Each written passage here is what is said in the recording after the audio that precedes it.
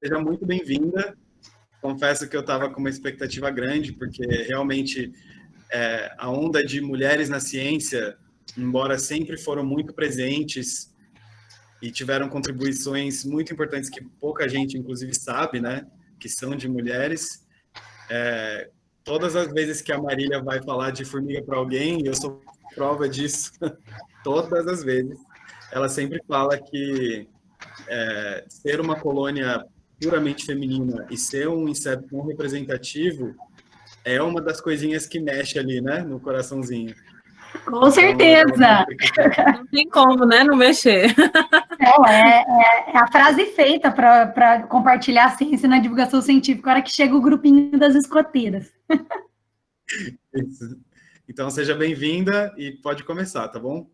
Tá bom, muito obrigada a todos pelo convite e também pela imensa oportunidade de falar de um assunto tão importante, não só para mim, mas para toda a nossa comunidade mirmecológica. Eu vou ver se eu consigo fazer minha apresentação, peraí. Sempre uma insegurança agora, né? Só apresentar uma tela só.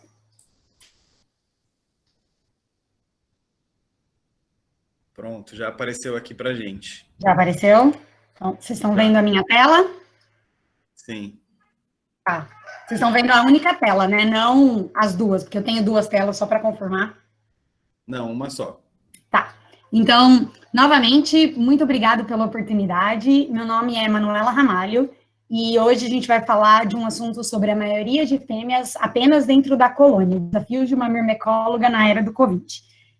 Eu sou postdoctoral researcher na Cornell University, em Ithaca, nos Estados Unidos, e atualmente eu trabalho no Murrow Lab com a doutora Cara Murrow, e eu vou divulgar aqui no início da palestra o meu Twitter, mas no final da palestra eu vou divulgar meu e-mail, meu contato, se quiserem outro tipo de forma de comunicação, mas se você ainda está na academia, se você ainda não tem o Twitter, você deveria reconsiderar e fazer um Twitter para você, porque há vários estudos que demonstram que se você publicar o seu estudo no Twitter, aumenta a chance de até 75% do seu estudo ser citado.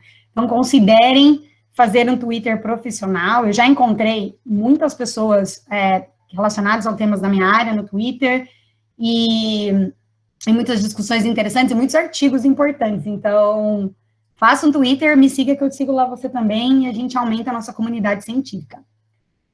Então, para iniciar minha palestra, primeiramente, eu gostaria de falar que essa palestra ela é um pouco diferente do que eu estou acostumada a fazer, porque essa palestra, a Marília e o Murilo, quando eles entraram em contato comigo, eles pediram para eu compartilhar um pouco, né, da minha história como mulher e mãe da ciência, e também para dar algumas dicas para os jovens cientistas.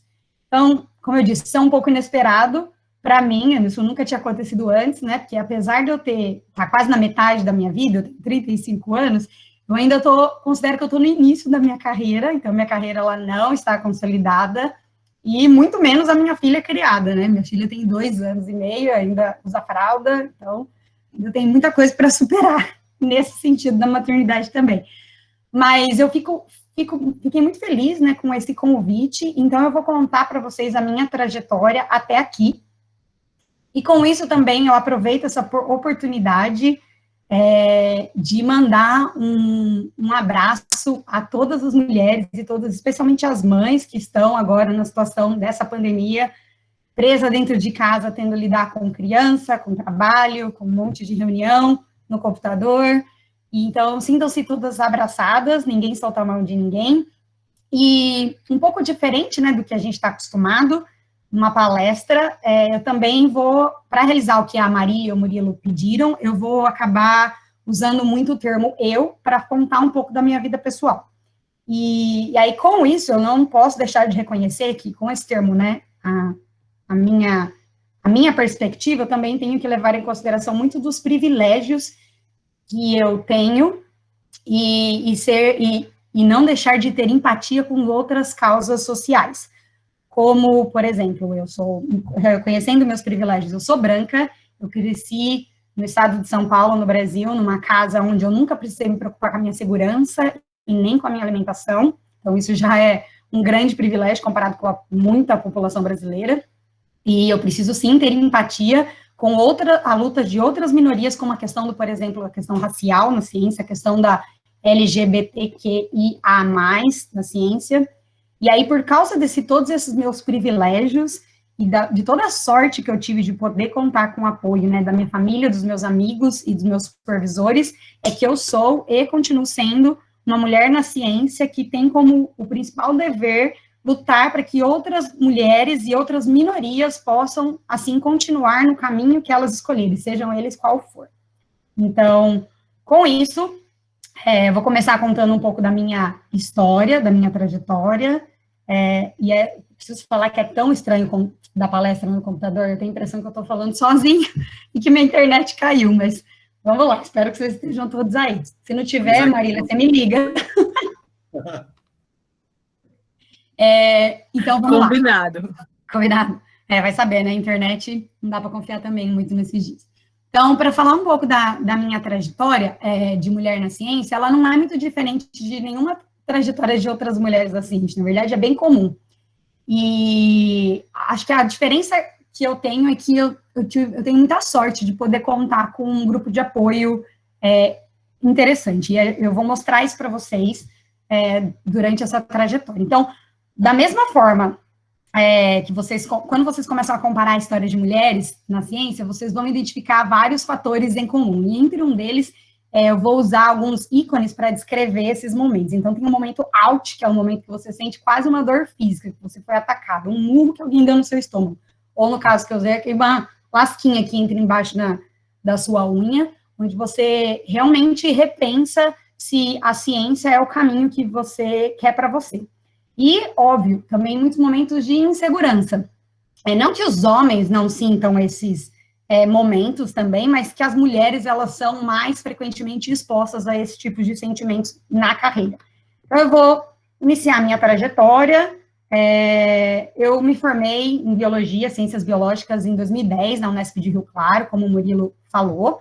E logo na sequência já entrei no mestrado em 2011 e finalizei meu mestrado em 2013, me tornando mestre também na mesma universidade, na Unesp de Rio Claro, trabalhando com o professor Odair Correia Bueno.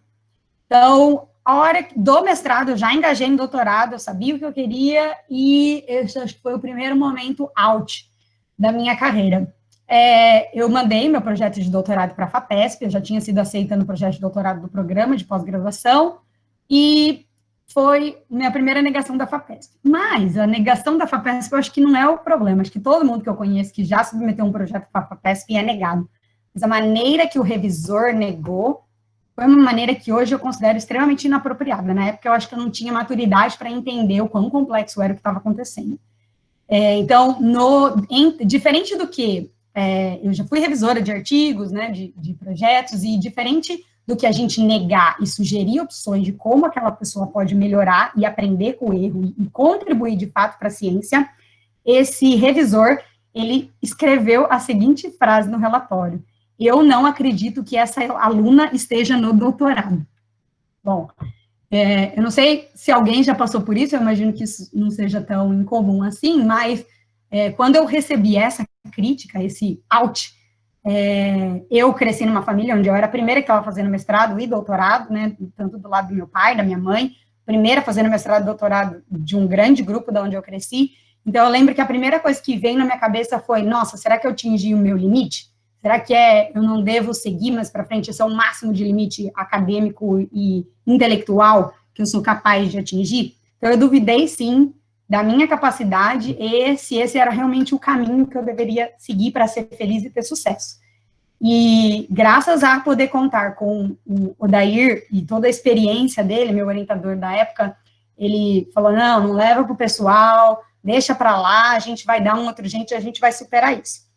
E sim, de fato, eu superei, e meses depois, eu estava ainda no começo do doutorado, eu fui para o Mermeco de Fortaleza, em 2013, e aí nessa foto, como vocês podem ver, eu estou apresentando 2 pôsteres, ao mesmo tempo, calhou dos meus pôsteres serem no mesmo dia, no mesmo horário, e aí a organização me ajudou a colocar pelo menos eles juntos, então eu estava apresentando um aqui, um lá, e 2 minutos depois que eu tirei essa foto, eu conheci a Dr. Cormerow, ela parou lá e ela me perguntou sobre o meu projeto, ela adorou meu projeto, e isso foi uma oportunidade muito importante para mim, porque eu estava tentando decidir quais eram os parceiros, né, que eu buscaria para adicionar no meu projeto para tentar a parte da internacionalização, a parte do sanduíche do meu doutorado.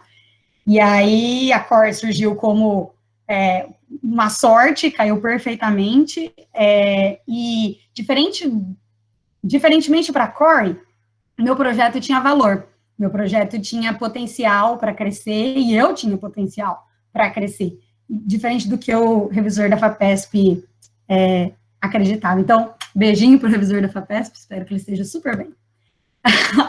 Mas, continuando a minha história, então, em 2015, né, eu fui para o meu doutorado de sanduíche em Chicago, no Field Museum, trabalhando no laboratório da Core, que na época era no Field Museum em Chicago, e fiquei 10 meses lá, gerei muitos dados para o meu doutorado, acho que são um dos capítulos que eu gerei na Unesp. Então, depois eu voltei no começo de 2016, eu já estava de volta no Brasil, 2016, 2017, eu literalmente mão na massa para produzir os artigos e analisar todos os dados que a gente gerou de microbioma, que é a minha área de estudo, como o Murilo falou, e finalmente, em 2017, chegou a minha defesa do doutorado, e a Core veio para o Brasil para ver minha defesa, que ela era, até nessa época do projeto, ela já tinha sido transformada em minha co-orientadora, e o Odair também, então nessa foto eu tenho os dois orientadores juntos no Brasil na minha defesa, e no dia da minha defesa, a Core ofereceu na frente de toda a minha família a oportunidade de pós-doc aqui nos Estados Unidos de novo. E eu lembro que essa foto foi um dia antes da minha defesa, na verdade, e aí teve o dia da defesa, a festa, né, e no dia seguinte eu e meu marido fomos levar a Core para o aeroporto. E aí na volta, né, de São Paulo, meu marido, eu lembro da frase dele, se você valoriza a sua carreira, nós temos que mudar para Chicago. No caso, era Chicago ainda, né, para os Estados Unidos. E 6 horas depois da gente ter decidido que a gente ia, eu descobri que eu estava grávida da minha filha. Então, foi um outro momento de, será? Será que esse é o melhor momento da minha vida para eu mudar de país, né? Será que eu vou conseguir dar conta de tudo isso? Primeira dúvida também era assim, será que isso muda a oferta que a Core fez para mim? Afinal de contas, né? Agora, meu tempo de dedicação vai ser diferente. E aí a Core, eu conversei com ela, eu lembro que eu pedi uma reunião para ela, tipo, ela chegou em Chicago, acho que 2 horas depois, estava no e-mail dela, eu pedi uma reunião para conversar. E aí contei, e ela foi super, me apoiou, e ela segurou a minha bolsa de pós-doc por mais de 1 ano, porque eu e meu marido, a gente tinha decidido que fazia mais sentido a gente primeiro ter um neném no Brasil, e depois mudar. Afinal de contas, nosso grupo de apoio era no Brasil, nossa família no Brasil, estava no início da gravidez, eu não sabia se a gravidez ia ter algum problema, então eu preferi contar o sistema de saúde no Brasil, eu já sabia como funcionava, e é bem diferente nos Estados Unidos, então fazia sentido para a gente ter um neném primeiro, e depois dar continuidade à minha carreira nos Estados Unidos. Então, a Core segurou essa posição para mim por mais de 1 ano, e o professor Odair também, ele arrumou uma bolsa técnica, que era o que tinha disponível no momento, para, nesse período da gravidez, eu não ficar sem nenhuma ajuda financeira. Mas o que foi bacana é que nesse período de gestação, eu também consegui gerar dados que era para ser o meu pós-doc, caso eu ficasse no Brasil. Então, foi legal que eu consegui gerar dados o suficiente, inclusive de um artigo que foi publicado esse ano, que é um trabalho de microbioma de ata. E aí, então, em 2017, né, eu estava grávida, gerando os artigos, trabalhando no laboratório do Odair, e em 2018, no começo do ano, a Nicole chegou, minha formiguinha, e lógico que com esse momento, né, eu sabia que eu já ia mudar logo com ela pequenininha, então as inseguranças continuaram, e se tem algum pai assistindo essa palestra, acho que vocês vão se familiarizar com esse termo. Junto com a chegada do neném, também vem outro sentimento, outro íconezinho que a gente tem que introduzir, que é o sentimento de culpa, porque, né, você não sabe se o que você está oferecendo, o que você está fazendo é o caminho certo, mas seguimos com a culpa e com a insegurança mesmo.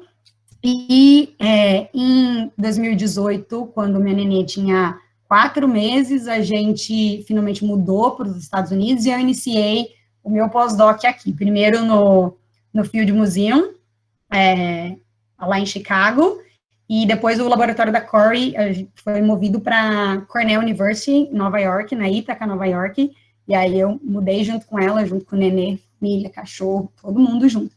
E, de novo, sentimentos de insegurança e de culpa, eles continuam, né, afinal de contas, voltei para trabalhar quando a minha filha tinha 4 meses, então eu tive que lidar ainda com a questão da amamentação e do trabalho, mais criança que não dorme à noite, mas você tem que trabalhar durante o dia do mesmo jeito, eficiência, o tempo de dedicação do trabalho, se dedicar também para não perder seu filho crescendo. Então, todos esses sentimentos, eles existem, eles persistem e eles ainda não acabaram. Lembra, minha carreira ainda não está consolidada, eu ainda estou bem no início da minha carreira, então eu acredito que eu vou ter que continuar lidando com essa insegurança e esses sentimentos de culpa, mas porque eu estou trabalhando num local que ele é acolhedor e que me dá suporte, né, nas minhas escolhas, tanto profissionais como pessoais, esses sentimentos, eles acabam sendo atenuados, e aí sim eu consigo seguir com a minha vida, e com a minha vida pessoal e também minha vida profissional. Então, eu acho que tá aí a questão da sorte que eu tive, e talvez uma receitinha de sucesso. Mas, também tentando atender ao pedido da Marília e do Murilo, quando eles pediram para eu dar alguma dica para o futuro cientista, eu, na verdade, tenho várias dicas, mas a principal que eu queria dizer hoje é que eu acredito que você estudante, precisa se cuidar e a sua saúde mental tem que vir em primeiro lugar. Então, você só vai poder ajudar outra pessoa, cuidar de outra pessoa, se você estiver bem. Então, a sua saúde é a mais importante. E por mais egoísta que isso pareça, isso faz muita diferença. Mas, também para não ficar só nessa sugestão de alguém que está muito no início da carreira, como eu me sinto muito mais segura em poder oferecer e dar a dica, né, desse livro, que foi escrito por um dos melhores biólogos da nossa era, que é o Dr. Edward Wilson, e se você não está familiarizado com os livros que ele escreveu, eu extremamente recomendo que você veja os livros traduzidos em português, e não só um dos melhores biólogos da nossa época, ou pelo menos um dos mais renomados biólogos da nossa época, ele também é myrmecólogo, então a gente ainda tem essa sorte de poder contar com as sugestões do Dr. Wilson. E ele, nesse livro, Cartas a um Jovem Cientista, ele faz diversas sugestões que eu li, foram muito importantes para mim, e eu recomendo que vocês leiam, e eu espero que eles sejam importantes para vocês também. E aí, se vocês gostarem, depois me comentem, que eu quero saber que parte que vocês leram e gostaram. E aí, só para vocês terem uma ideia, né, nas primeiras páginas do livro, inclusive, tem uma citação que eu gostaria de ler para vocês. Então, o Wilson fala o seguinte: caro amigo, tendo dado aulas de ciência durante meio século a estudantes e a jovens profissionais, sinto-me privilegiado e feliz de ter aconselhado várias centenas de jovens talentosos e ambiciosos. Detalhe, ele foi o orientador da Corey, que é minha chefe hoje. E, como resultado, construiu um conhecimento profundo, na verdade, uma filosofia sobre o que é necessário saber para ter auxílio na ciência. Êxito na ciência. Espero que você possa aproveitar os pensamentos e as histórias que lhe contarei nas cartas que se seguem.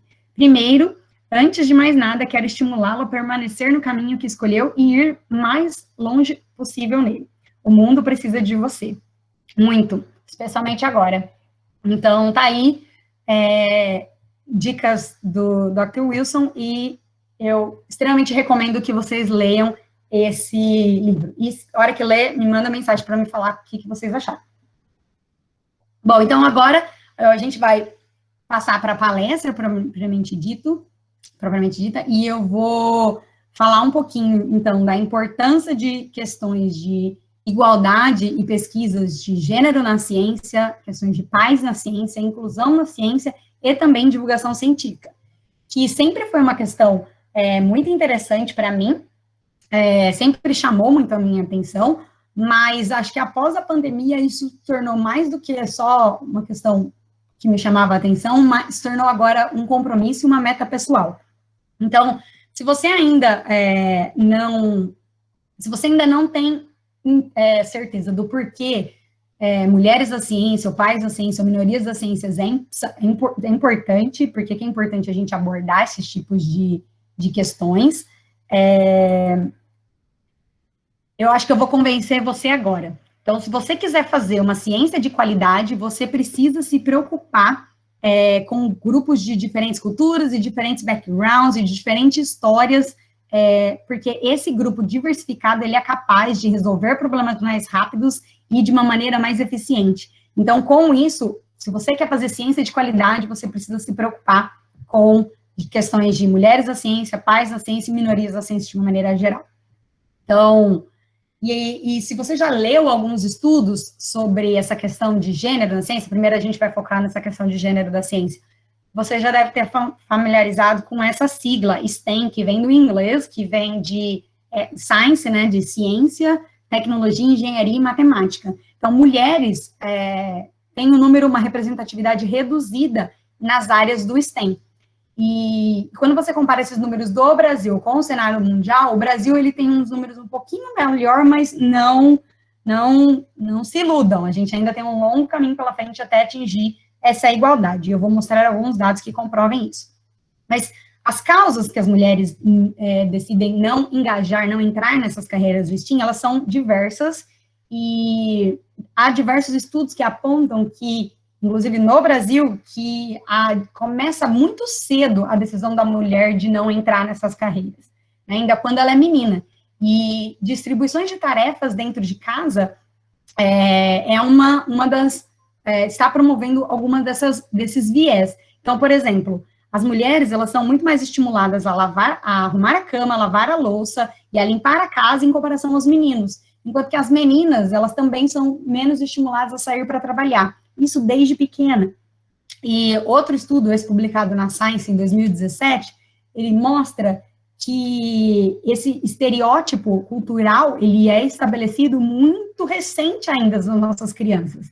Então, nesse estudo, eles olharam meninas de 4 anos de idade, e as meninas com 4 anos de idade, elas não se veem diferente dos meninos, elas acreditam que elas são tão inteligentes, são fortes e tão capazes quanto os meninos, mas a partir de 6 anos de idade, as meninas começam já a se intitular que existem atividades que não são para elas, que elas não são tão espertas quanto os meninos.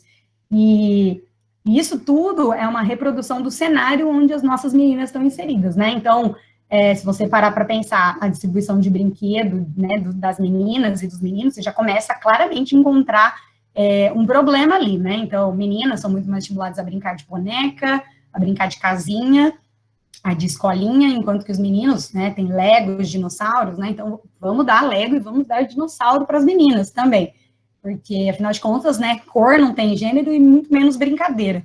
Então, acho que todo pai quer que o seu filho seja feliz e seja bondoso. Então, não precisamos começar a podar as nossas crianças quando elas ainda têm 4 anos de idade, ou 6, no caso aqui, né? Então, outro termo muito comum que o pessoal, quando vai mostrar dados sobre a questão de gênero na ciência, eles usam esse termo vazamento do cano, né, que vem também do inglês, do leak pipeline. E nesse vazamento do cano, esses dados são do Brasil, então, assim como o Fernando tinha mostrado nos dados anteriores, mulheres no bacharelado e no mestrado, primeiro deixa eu explicar o que é esse vazamento no cano. Então, a ideia é que a mulher, conforme ela vai avançando na carreira, a progressão da carreira, e atingindo os cargos mais altos, né, os cargos de chefia, de chefe de departamento, chefe do laboratório, PI, que é o principal investigador, há uma diminuição da representatividade feminina. Então, conforme os dados, né, do Fernando, que ele mostrou na palestra anterior, que mostra as pessoas que são os congressistas, as pessoas que aceitam, que querem ir para aprender, né, os estudantes do Formigas do Brasil, são as pessoas do bacharelado, do mestrado, as mulheres representam 50% desse valor. Mas, quando a gente já analisa a representatividade feminina das mulheres do doutorado, já há um vazamento no cano ali. E aí, as mulheres agora representam só 43% do total. E aí, se a gente avança mais ainda na carreira, somando a questão do pós-doutorado, esse número cai para 28% da representatividade feminina. E os números, quando a gente avalia os cargos de chefia mesmo, que é os chefes, os reitores das universidades, os chefes do departamento, ou mesmo os pesquisadores que possuem as bolsas de produtividade da FAPESP, da CAPES, do CNPq, esses números são ainda mais reduzidos. Então, as causas que as mulheres vão abandonando a carreira científica, elas são inúmeras, mas há estudos que apontam que a falta de um ambiente de trabalho amigável e falta de licença maternidade e outras flexibilidades são um dos fatores que mais contribuem para esse vazamento. E aí, pensando nisso, tentando identificar quais eram os desafios e qual é a questão da representatividade feminina dentro da nossa área da myrmecologia. Então, ano passado, em conjunto com a doutora Cíntia Martins e a doutora Cora Moreau, a gente idealizou esse estudo com o convite da Lívia, né, que foi publicado esse ano na revista Emílio Guild, e a gente fez um levantamento desde os anos 90, com a publicação do livro The Ants, do Dobler e do Wilson, de todos os artigos na área da myrmecologia. E a gente, nesse estudo, a gente analisou mais de 5.000 artigos, e a gente focou em identificar o gênero do primeiro autor e do último autor. E aqui a gente focou no primeiro autor, como sendo as pessoas, né, tentando fazer uma aproximação para as pessoas no início da carreira, tentando pegar mesmo essa questão do mestrado, doutorado, até do pós-doc, mas principalmente o último autor, como sendo normalmente as pessoas que já estão numa posição com uma carreira mais consolidada. Os nossos dados mostram que, como primeira autora, as mulheres representam cerca de 36%, e como última autoras, elas representam cerca de 23%. Então, 36% e 23%. E aí, aqui está o nosso gráfico que a gente apresenta, essa foi a comparação no mundo inteiro, e então a gente vê que o último autor, a gente não teve um aumento, né, significativo nos últimos anos, e por mais que a gente tenha um aumento significativo aqui dos primeiros autores, a gente vê que não está rolando muito vaga de mulheres alcançando esse estágio sênior da carreira. Então, isso é um dado muito preocupante. Mas outra questão interessante que nossos dados foram capazes de mostrar é que a gente também comparou a questão da colaboração. Homem colabora muito mais com homem do que homem e mulher colaborando junto. Então, quem assinou por homem-homem representou cerca de mais de 50% dos dados da myrmecologia dos últimos anos, enquanto que mulher com mulher, só 9%. A gente também comparou esses dados só agora com dados do Brasil, publicados no Brasil, e claro, porque a gente tem menos artigos sendo publicados que a comparação mundial, a gente vê uma flutuação mais sensível de um ano para outro, mas o que chamou principalmente a atenção foi essa queda da posição de cargo sênior feminino dos últimos anos, dos dados do Brasil. E, de novo, homem com homem, ele está representando quase o mesmo, a quantidade do gêneros misturados, porém, ainda, mulheres com mulheres, ainda a representação é muito baixa. Então, a gente poderia melhorar um pouco esses números. Afinal de contas, se a gente quer fazer uma ciência de qualidade na myrmecologia, a gente tem que investir em diversidade, certo? Então, mais do que levantar esses dados, a gente também, nesse artigo, a gente fez uma série de sugestões de como a gente pode tentar alcançar a equidade dentro da nossa academia. E eu não vou ter tempo de ir para todos esses dados, todas essas sugestões aqui, mas eu quero destacar principalmente a última questão aqui, que é a sugestão, que as dicas que a gente dá para os homens. Então, se os homens representam a maioria dentro da myrmecologia, a gente precisa contar com a ajuda dos homens para advogar por mais mulheres na ciência. E então, homens, vocês que estão assistindo aí, parem de tolerar comportamentos inaceitáveis de outros homens em público e em privado. A gente conta com vocês para ser aliado da gente nessa luta. Outro estudo muito interessante que foi publicado mês passado, esse mês, setembro, Saiu agora da Lucky, Andrea Lucky, colaboradores. Eu não sei se vocês já tiveram a oportunidade de ver esse artigo, mas se não viram, eu extremamente recomendo, onde também focou na questão de gênero da myrmecologia, mas a Andrea e os colaboradores, eles foram além e analisaram também por país a questão da representatividade feminina dentro das áreas da myrmecologia. Então, algo interessante que também os colaboradores, André e os colaboradores viram nesse estudo, é que o PIB, ele não explica, não é relacionado com o número da representatividade feminina. E parece que o apoio, a questão sociocultural e o apoio para as mulheres engajarem na carreira do STEAM tem mais impacto na representatividade feminina na myrmecologia. E outra questão interessante que a Andrea e os outros autores levantaram, eles analisaram os singletons, que eram as pessoas que publicaram um único artigo na área de myrmecologia e depois nunca mais publicaram. E quando eles compararam, a representatividade feminina desses únicos artigos, ela era muito alta. E aí, quando você compara já os que publicam, né, constantemente, não constantemente, mas que publicaram mais do que um, você vê que aí inverte novamente. Então, as mulheres, elas publicam um único artigo e elas abandonam a carreira na myrmecologia. Então, assim, isso é um indicativo que a gente nossa área de myrmecologia, ela até atrai talentos, mas a gente não é capaz de reter esses talentos. E uma boa reflexão aqui para todo mundo é que a gente repense sobre os nossos grupos de pesquisa e as nossas colaborações para ver se a gente está conseguindo realmente criar um ambiente onde a gente vai reter os talentos para a gente ter e atingir ciência de qualidade na área de myrmecologia feita pelo mundo inteiro, mas também, principalmente, pelo Brasil. Bom, agora eu vou mudar um pouco a questão de gêneros, mas não tão, porque agora eu vou falar sobre a questão de pais na ciência. Então, a questão de pais na ciência sempre foi algo que sempre me chamou a atenção, porque eu sempre já sabia que eu gostaria de ser mãe, mas esse assunto ganhou muito importância na minha vida desde 2018, né? Sanches é meu marido, aí tá aqui a piadinha, né? Que foi a nossa melhor produção até agora.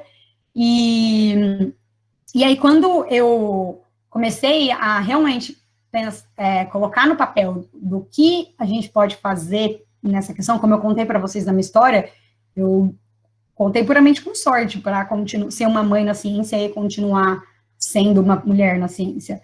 Mas será que a gente pode agora não mais contar com a sorte e sim criar maneiras que as mulheres tenham como direito não precisar abandonar a carreira só porque elas decidiram ter filhos? E a questão aqui, minha primeira pergunta é, será que existem outros pesquisadores, né, que já passaram que já passaram pela mesma questão? E numa pesquisa eu encontrei uma citação aqui da Marie Curie, que é ganhadora de 2 Nobéis, o de Física e o de Química, e eu vou traduzir, tá em inglês a citação dela, mas ela fala o seguinte, ela tem sido frequentemente questionada, especialmente pelas mulheres, em como que ela consegue conciliar a vida na família com a carreira científica. Então, não tem sido fácil. Então, inspirada por ela e outras mulheres, mães da ciência também, e também pelo grupo brasileiro Parenting Science, que é um grupo que tem ganhado muita visibilidade, não só no Brasil, eu convidei outras mulheres e mães da myrmecologia, fantásticas mulheres, fantásticas mães da myrmecologia, a doutora Pamela Décio, a doutora Emília Zompas Albuquerque, a doutora Flávia Esteves, para a gente fazer um levantamento mesmo e tentar descobrir a parentalidade da myrmecologia, desafios da carreira no século XXI. Então, a gente entrou em contato com toda a comunidade myrmecológica com e sem filhos e pediu que as pessoas respondessem um questionário e fizessem um levantamento para a gente entender quais são os desafios que os pais da myrmecologia têm enfrentado. E a nossa principal motivação aqui era a seguinte pergunta: e aí, quando você vai para campo, que é algo muito frequente na carreira do myrmecólogo, quem é que busca seu filho na escola? Como é que você lida com essas questões? Então, como que a chegada dos filhos impactaram a sua carreira?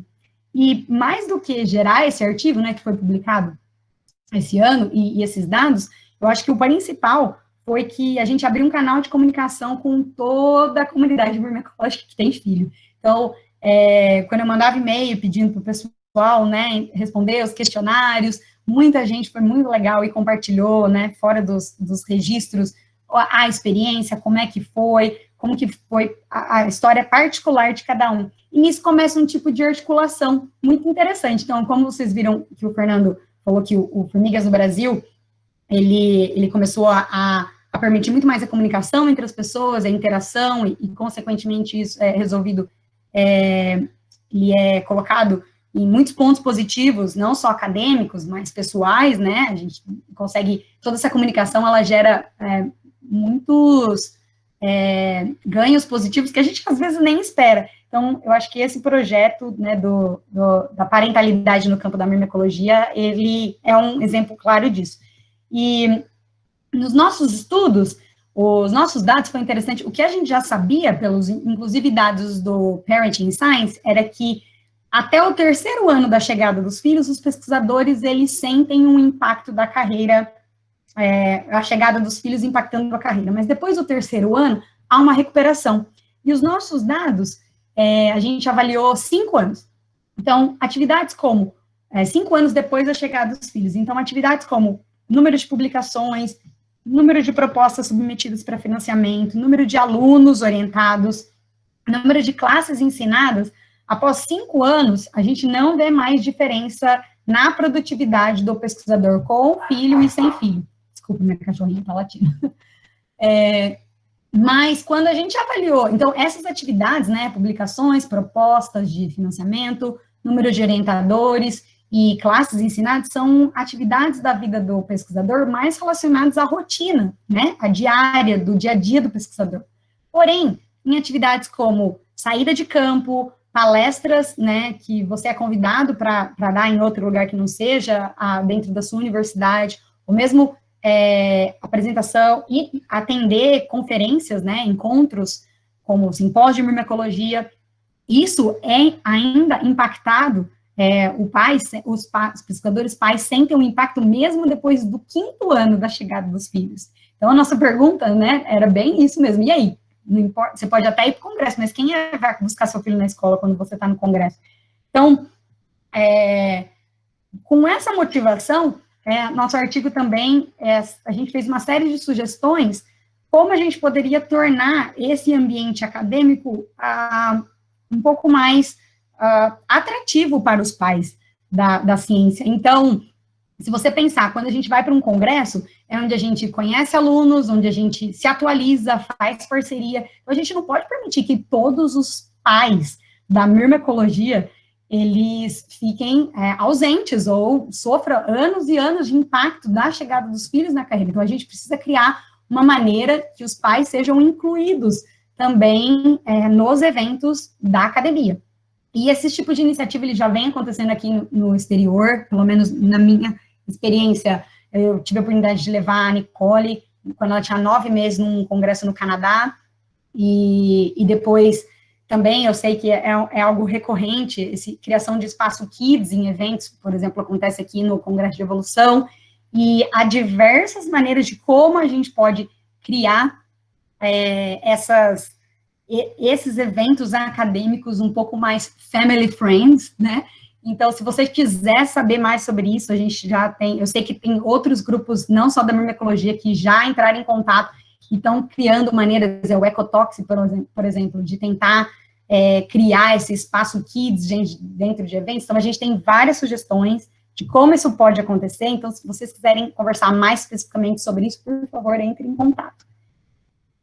E, com tudo isso, essa questão, né, de pais da ciência agora, na pandemia, ele é ainda mais agravado. Então, na verdade, no momento de crise, todas as situações injustas, elas são exacerbadas. E a questão da maternidade, né, da parentalidade da ciência, ela não é diferente, mas principalmente para as mulheres. Os estudos já mostram que as mulheres, elas estão submetendo menos artigos em comparações com o mesmo período do ano passado. Então, dos anos anteriores. Então, se a gente pensar como que a carreira do pesquisador ele é avaliado, então, por anos e anos, a mulher ainda vai carregar o período da pandemia no currículo dela. Então, A gente avalia a progressão e a eficiência do pesquisador analisando anos e anos de publicações, de números de classes ensinadas, então tudo isso vai ter um impacto muito grande, principalmente para as mulheres. Então agora é momento para a gente repensar qual é extensão de prazos, reavaliar maneiras de avaliar produtividade acadêmica. Então o que a gente está vivendo é tudo muito inseguro, mas eu acredito que repensar também a questão da mulher e da mãe da ciência dentro de casa na pandemia é uma questão que tem que ser analisada com muito cuidado para que a gente não piore essa injustiça. Então, também, se quiser conversar sobre isso, entre em contato, que eu tenho mais algumas ideias de como a gente pode fazer isso acontecer. Outra questão muito importante, se a gente quer falar sobre diversidade na ciência, a gente tem que pensar na questão da inclusão na ciência. Então, minha experiência com a questão da inclusão, eu trouxe como exemplo esse projeto, que é o Primeiros Passos na Ciência, que é um dos projetos que eu mais gostei de participar, que foi desenvolvido quando eu ainda era aluna de graduação da Unesp de Rio Claro, do Programa de Biologia Celular e Molecular. Então, eu, em conjunto com outros alunos do programa e também dos professores do programa, a gente criou esse projeto, onde a gente entrava em contato com as escolas estaduais da cidade de Rio Claro, e a gente oferecia para os alunos da escola a oportunidade deles virem para a universidade e fazerem projetos de pesquisa durante a semana que eles passavam na universidade com a gente. Então, o legal é que antes da gente oferecer, né, abrir a porta da universidade, do programa para esses alunos, a gente foi até a professora de ciências, né, de biologia, e pegou o programa do que os alunos estavam aprendendo e tentou casar a informação do que a universidade, em termos de laboratório, em termos de um programa de pós-graduação de biologia celular e molecular, pode oferecer como prática para esses alunos. E esse projeto foi muito legal e a gente, como era um momento de férias para esses alunos, esse projeto ele começou em 2016, ele continua ocorrendo até hoje na universidade, então eu tenho muito orgulho que ele ainda continua acontecendo. Claro que na pandemia agora tudo mudou, mas eu acredito que esse projeto ainda vai continuar por muitos anos na Unesp. E como os alunos estavam nesse momento de descontração, de férias, a gente incentivava muito o uso das redes sociais. E aí a gente usava muito essa hashtag, que é a hashtag 1 Passos na Ciência. Então, se vocês tiverem oportunidade, usem essa hashtag e busquem os vídeos, as fotos, como foi essa experiência dos alunos, contados por eles. E outra coisa que a gente acabou incentivando nesse projeto era que, no final dele, os alunos eles iam produzir um vídeo de divulgação científica para poder contar para os outros estudantes como é que foi a experiência deles dentro da universidade.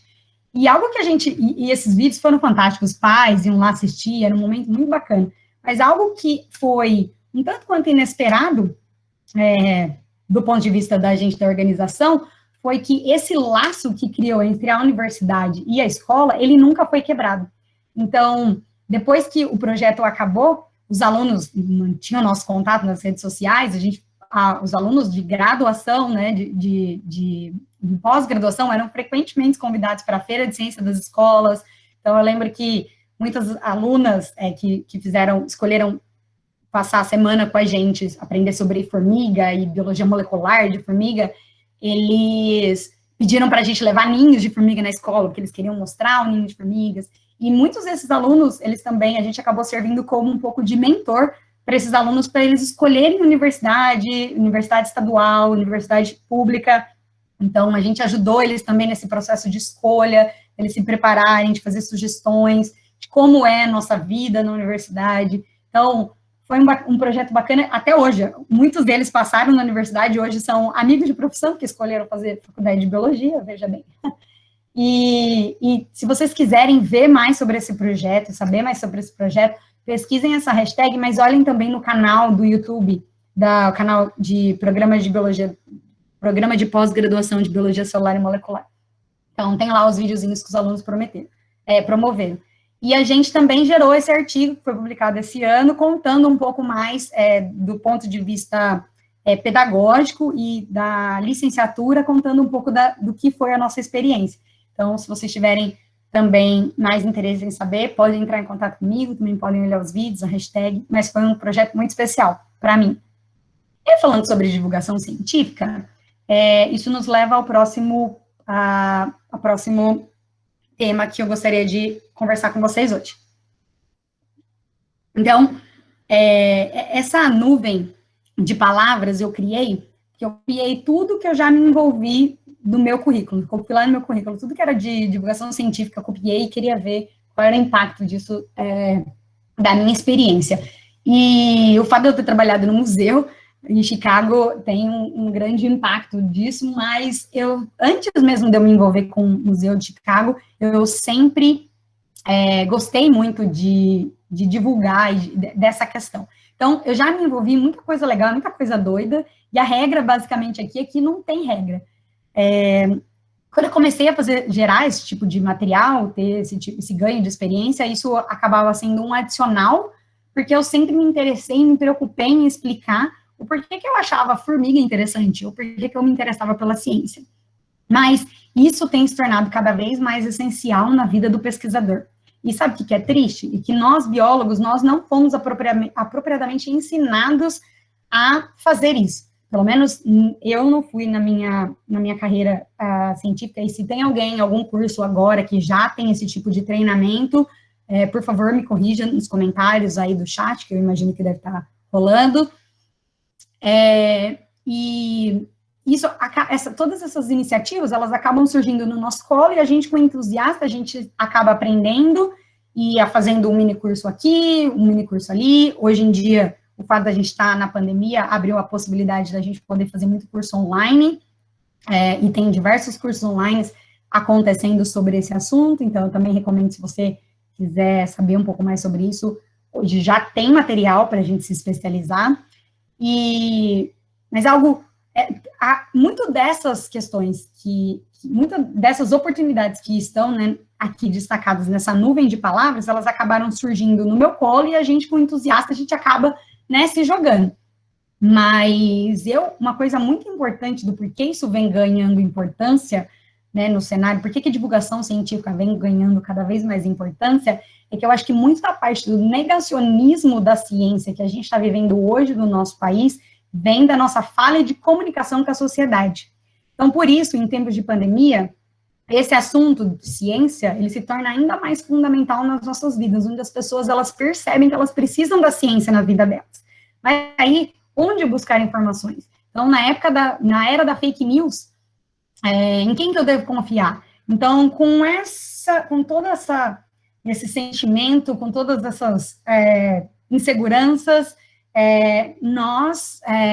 eu e mais 4 amigas, mulheres, resolvemos criar o grupo de divulgação científica dos Mulheres Decifrando a Ciência. Então, em tempos de quarentena, e em preocupação com a doença do Covid, nós, a Pamela Décio, doutora Pamela Décio, doutora Vanelise Janei, eu, a doutora Eli Garcia, a doutora Moniz Ivanucci, resolvemos criar essa página de divulgação científica. Todos nós somos pesquisadoras de biologia, que compartilham desse mesmo desejo de tornar a ciência um tópico mais acessível para todos. E aí, com tantos estudos sendo publicados sobre a atual pandemia, nós achamos que esse talvez seria um bom momento de ajudar a esclarecer o que esses termos de biologia querem dizer, e assim tornar esses termos da pandemia, mas também outros da biologia, um pouco mais leve para vocês. Então, para vocês não, que vocês são biólogos, mas para a sociedade. Então, a gente tem 3 canais, o canal do Facebook, do Instagram e do Twitter. Então, se vocês ainda não nos seguem, segue lá. E algo muito interessante é que nesse canal, que a gente já abordou diversos temas, a gente usa infográfico para criar maneiras chamativas de divulgar a ciência, mas a gente também tenta traduzir esse biologuês para um tipo de linguagem mais simples. Oi? Alguém? Alô? Tá tudo bem? Tá, Manu, acho que foi o microfone de alguma pessoa aqui que abriu. Tá certo. Tá, desculpa. Imagina, não, só queria saber se eu ainda estava aqui. Deixa eu voltar. Tá, ainda tá. Peraí, apresentar agora.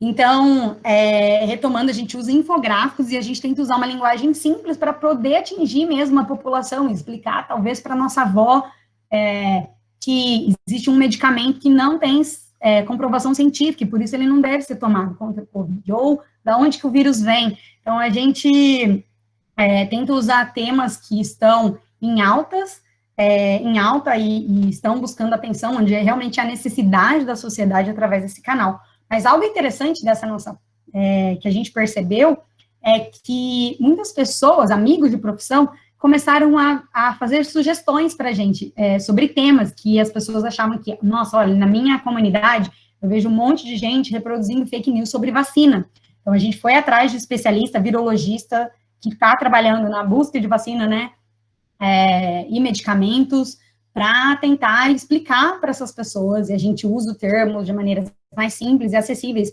Então, dessa forma, a gente está tentando atender toda a demanda do que a comunidade, a sociedade do Brasil está precisando de ciência.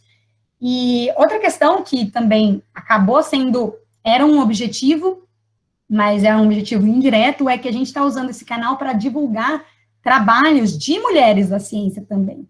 Então, se você conhece alguma mulher na ciência, se você é uma mulher na ciência que gostaria de compartilhar a sua linha de pesquisa, entre em contato com a gente, que a gente pode produzir um material bem bacana e divulgar para todo o Brasil, que sim, aqui tem ciência, aqui, eu não estou aí, né? Mas sim, no Brasil tem ciência, e no Brasil tem ciência de qualidade.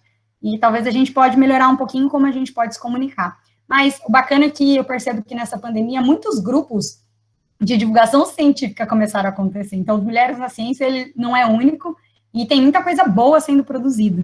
E eu vi que muitos professores, agora, coitados, em pandemia, estão usando o material que a gente está gerando para enviar para os alunos. Então, se você não pode mais desenhar, ou se o seu aluno não tem acesso à internet, onde ele acessa o vídeo e vê você dando aula, você consegue facilmente mandar uma foto, né, com um diagrama, com um infográfico para ele.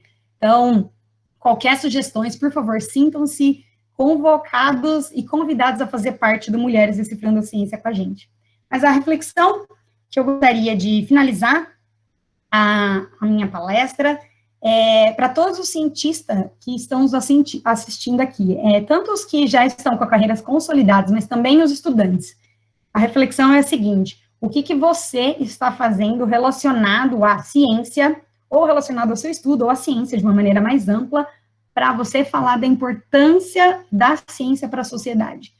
O que você está fazendo para tornar o seu laboratório um local mais inclusivo e mais diversificado? Você não está pronto para responder essas perguntas agora?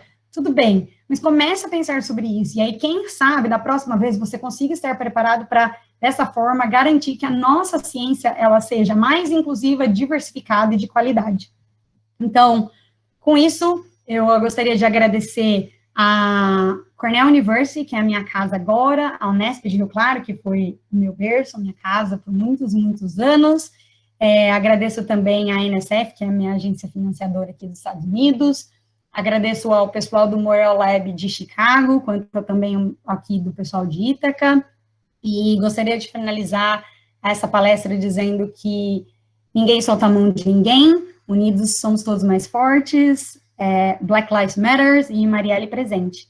E com isso, eu adoraria receber perguntas, contatos, está aqui o meu e-mail, e para mim parece até um pouco snob falar, mas aqui nos Estados Unidos o pessoal não usa Lattes, então a gente tem nossa página de website com nossas pesquisas, então está aqui o endereço também, né, do QR Code da minha página, mas podem entrar em contato comigo de qualquer maneira, tanto na página das mulheres, como aqui, eu vou adorar receber o feedback de vocês, tá bom? Muito obrigada.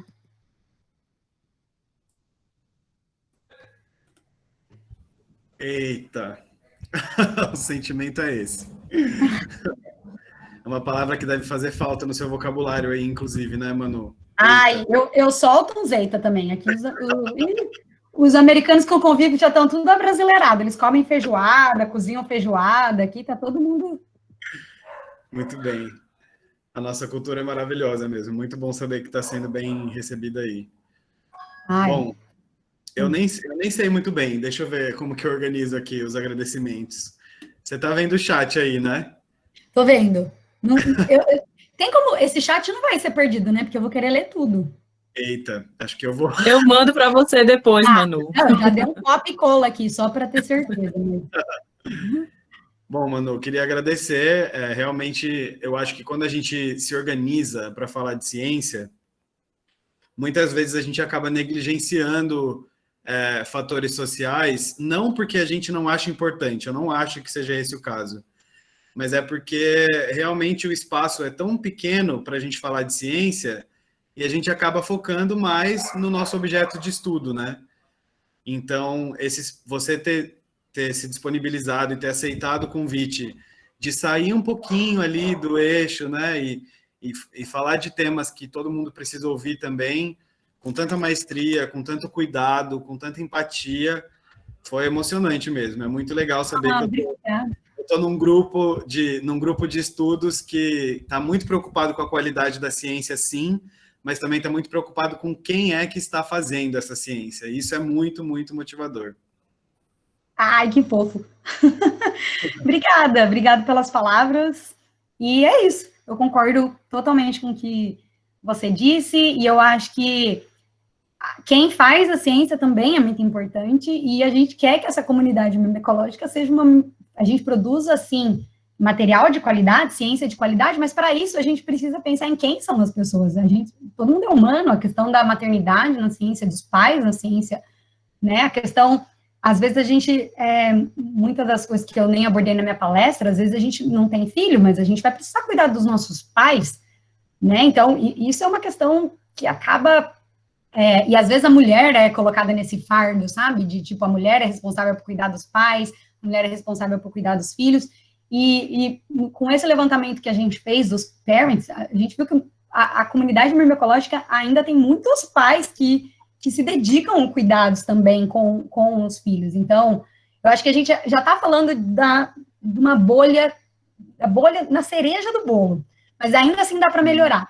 Então, e eu fiquei muito feliz de ver que esses artigos foram publicados e o aceite dele na comunidade myrmecológica também foi muito bacana.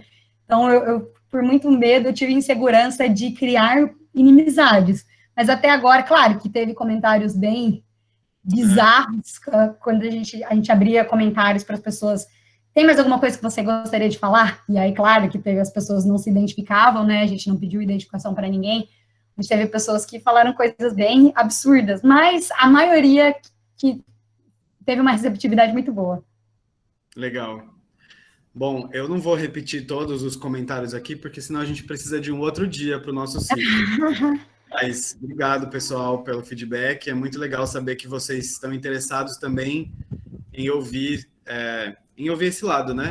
É legal para a gente também que está organizando o evento saber que foi uma escolha certa. E eu também queria aproveitar para registrar, Manu, que a gente teve 2 exemplos nesse evento, que foi o caso do Fernando mesmo, né? Dele precisar sair para atender a demanda dele de pai, para que a mulher pudesse seguir com as demandas dela. E teve uma pessoa que a gente convidou também que ele não ia poder, porque ele também tinha responsabilidades com os filhos. Então acho que as coisas estão caminhando mesmo para um caminho que faz mais sentido, né? Com todo mundo dividindo as responsabilidades. Com certeza. O meu marido, por exemplo, foi buscar minha filha, porque agora ela já saiu da daycare, então, né? Muito bem. Bom, gente, é muito triste agora esse momento, mas todo ciclo ele se encerra, né? Uhum. Como foi um ciclo curtinho, então acho que fica até mais fácil, a gente não teve tanto apego. Bom, vocês assistiram a essas maravilhosas palestras que duraram apenas 3 tardes, mas é legal registrar que para que essas 3 tardes acontecessem, cada palestrante tem uma vida inteira de trabalho, né? E além do trabalho, são horas organizando esse conteúdo. Então, o nosso primeiro obrigado, de muita gratidão mesmo, é para elas e para eles que abrilhantaram esse ciclo myrmecológico, que nasceu de uma forma tão singela e acabou se tornando uma coisa tão linda que a gente está vendo aqui. Depois, a gente queria agradecer também ao FPB, ao DEMA, ao PPGEMA e à coordenação do curso de Ecologia. Inclusive, queria destacar até a presença da professora Bernini e do técnico do Laboratório de Ecologia Costeira, que é o Fred, que eles participaram do evento aqui com a gente, e lá no Campus 4 da UFPB, que é outro detalhe também, né, Manu? Os campos interiorizados geralmente acabam tendo menos visibilidade, então a gente está fazendo esse esforço para as pessoas perceberem que qualquer pessoa, desde que seja dada a oportunidade, pode produzir ciência, e esses professores também fazem isso, né? Eles também estudaram com outros estudantes as nossas pequenas notáveis e geraram resultados muito legais. Então, obrigado pela presença de todo mundo aqui. Posso fazer uma fala, Murilo, antes de você finalizar? Eu gostaria de agradecer essa organização maravilhosa, toda essa iniciativa, um evento gratuito que exigiu toda uma dedicação. Então, vocês estão muito de parabéns. Estou muito feliz de ver que a comunidade mimicológica ela está unida mesmo no pior evento da nossa humanidade dessa era. E eu gostaria de, quem puder, tirar o microfone para a gente fazer uma salva de palmas para eles. O que vocês acham? Se quem puder ligar a câmera também, mas eu entendo que pijama acontece. Pronto. Vou responder igual o Rodrigo. Pronto. Tá vendo? Então, se vocês puderem, junto comigo, ligar a câmera.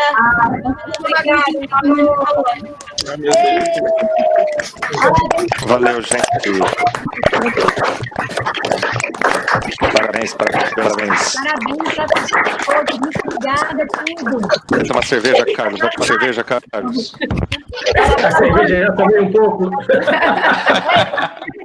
Ainda, 3 da tarde, não dá para beber, não. Eu já bebi.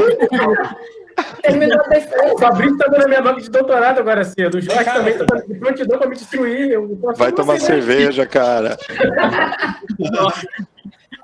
Então, de novo, muito obrigada. Vocês arrasaram. Estou muito orgulhosa de ver vocês e foi um prazer conhecer. Não vejo a hora da gente estar junto pessoalmente com toda essa comunidade linda. Vejo a hora, mano. Uma bagunça bem mimicológica, do jeito que a gente gosta. Sim. Desculpa atrapalhar a sua fala. Não, tá tudo bem. Tá falando já. Então, queria também agradecer aos participantes, né, que contribuíram. Vocês viram, né, o chat ele estava bastante ativo. Então, foi muito legal isso também. Agradecer tanto aos que participaram, mas também aos que estavam aí mais quietinhos. Se o nosso objetivo era, aliás, se a gente conseguir motivar pelo menos mais um novo cientista para a mimecologia, ou pelo menos para começar a pensar em novos projetos científicos, com certeza o ciclo cumpriu a função dele. Em relação às instituições que participaram, foram muitas. O alcance foi bem grande. Então, para a gente não errar, a gente vai fazer um post lá no Instagram com todas, tá? Porque se eu for falar também são muitas, o que deixou a gente muito feliz também. E eu queria encerrar dizendo que uma das lições que as formigas elas ensinam a gente, que mais fala comigo, especialmente nesse momento agora, é que a união faz a força, né? Então, que a gente consiga permanecer fortes nesse governo nefasto, que a cada dia que passa faz mais ataques absurdos à ciência e ao meio ambiente. E embora isso não seja novo, não é só desse governo, a gente sabe disso, dessa vez realmente está uma coisa monstruosa. Então é isso, vamos nos manter fortes, usem máscaras, fiquem em casa, fiquem bem, e até o próximo ciclo. Inclusive, quem quiser um próximo ciclo, já manda um eu quero aí no chat, tá? Que a gente vai saber como que tá essa demanda. E agora, não se esqueçam de assinar a lista de presença. O grupo do WhatsApp que a gente tinha criado para ficar só para avisos, eu vou abrir ele agora, porque daí a gente pode se conhecer, trocar ideias, trocar projetos, trocar os nossos Instagrams e fortalecer essa comunidade. Então, adiciona lá, Marília, que eu tô fora. Pronto, pode deixar. Vou colocar o link aqui de novo no chat para quem ainda não está. E é isso aí, gente. Quem quiser agora abrir a câmera para falar, é hora de colocar mesmo o que achou, dar o feedback para que a gente organize os próximos cada vez melhores, com mais gente, com mais alcance e com mais projetos. Obrigado, gratidão, viu?